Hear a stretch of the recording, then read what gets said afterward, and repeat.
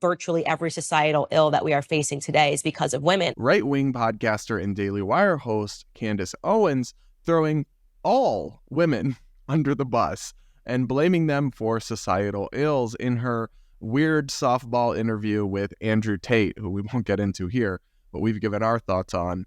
Take a listen to what Candace had to say. Hannah, you're going to love this. Oh my God. I'm tired already. Let's roll.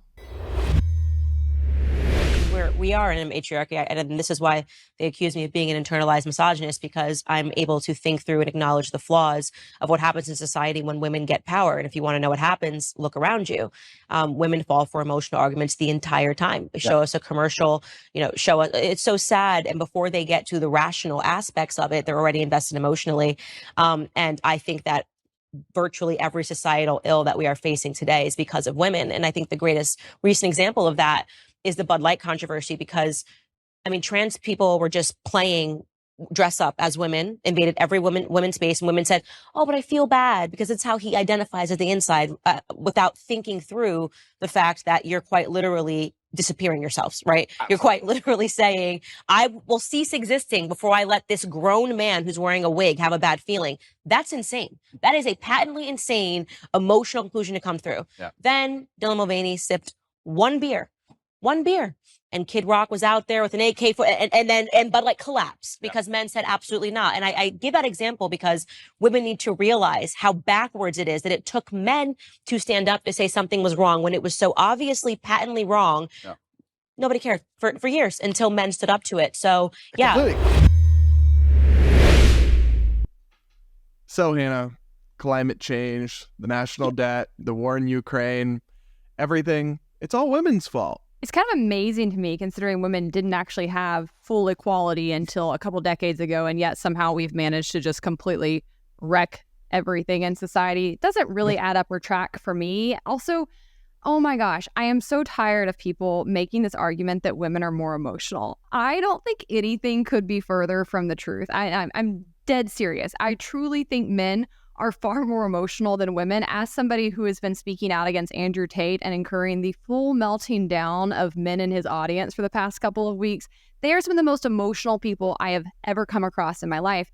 I think men get away with being really emotional oftentimes because they cage their emotions in anger, which is an emotion, but because they tend to lead with that, they try to say that women are not as rational, not as logical, more emotional. No, I don't think that there's anything scientifically that backs that up, actually. Women often have very good control of their emotions, very good grasp on reason and logic.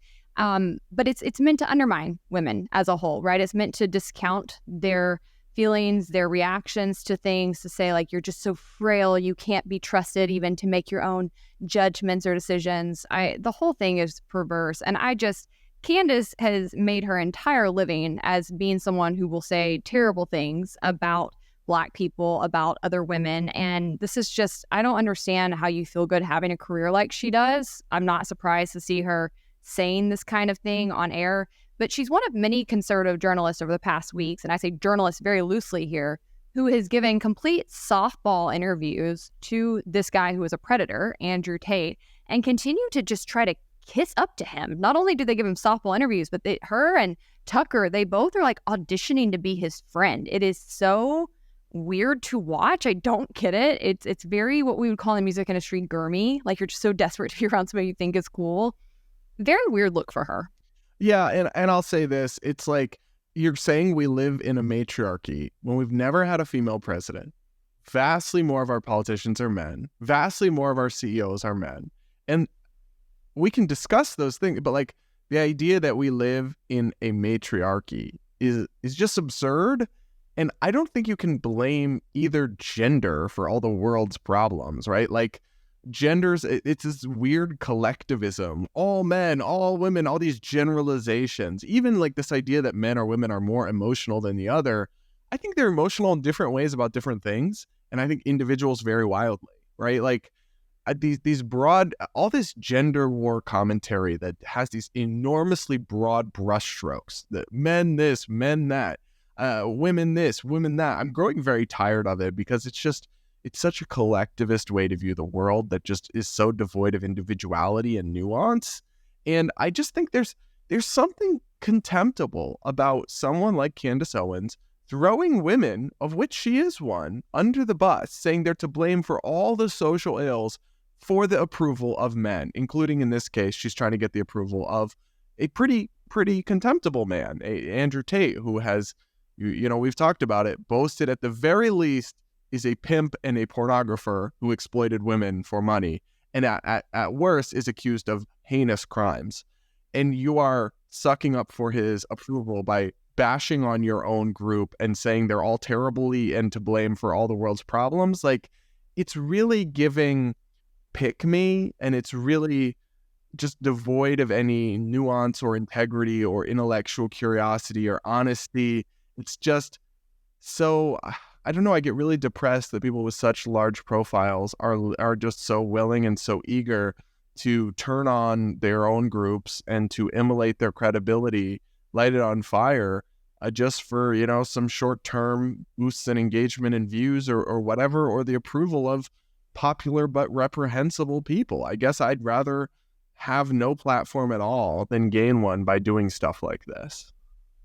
And Brad hasn't seen Barbie yet, so guys, we can't discuss it on air, even though I know a lot of you have asked for us to do that. But I did write a piece about Barbie and its message that is essentially this, right? It is essentially that you don't want people to be at war with one another. The men and women in society should not be fighting. It's just another form of class warfare, if you will. It keeps us divided. It keeps us from actually tackling the real enemies, the real people doing things wrong to both genders in society.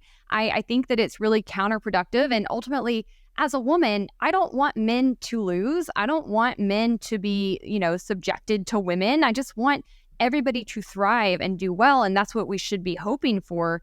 I think there's a lot of work to do in a post-equality world to figure out how men and women can best relate to one another, what new sort of roles look like for men and women in relationships now that there is more financial equality. And those are worthwhile discussions to be had. But this whole thing of blaming one another, not only for your own failures or faults in life, but also for society's faults and issues at large, is really, it's not going to go anywhere good. It's not going to actually help us get to a better place to help people have healthier, happier lives. So I really think she's somebody who uses every bit of attention she gets for evil. And I don't know how she sleeps with herself at night, but good luck to her. Hope she's got some good prescription meds.